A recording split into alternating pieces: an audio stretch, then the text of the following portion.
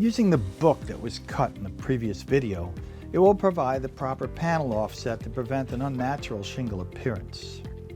Install the first piece starting from the left side of the wall. You want to make sure that you lock the bottom of the shingle securely into the starter stick and that it does hang a 1/4 inch or more below the sheathing and weather-resistant barrier.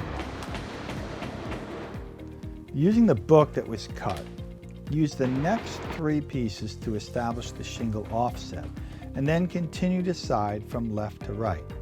This way all successive courses will then follow that same pattern. The nailing pattern should be placed approximately every 10 inches center to center. It's very important to nail properly. When you install a panel, bring it up, lock it down, and you'll notice that the panel ends at the arrow indicator. 1/8 inch gaps between the panels is required for proper movement.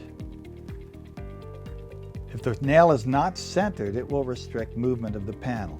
Make sure that the nails are centered in the slot and that you don't overdrive them. Here's an overdriven nail and it needs to be pulled back out just a little bit.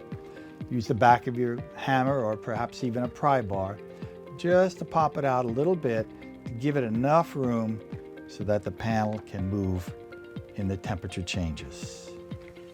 Installing an inside corner. They can be constructed a number of ways: back-to-back J-channel, clear trim boards. In this video, we use a single J-channel butted up to the siding. The flashing previously installed protects the inside corner. This is the simplest corner to build. And the next wall can then be started using the offcuts from the previous wall. Make sure to align the arrows at the end of the piece, and you'll find that this method produces very little waste. And you can see, when properly installed, it has a very natural shingle appearance.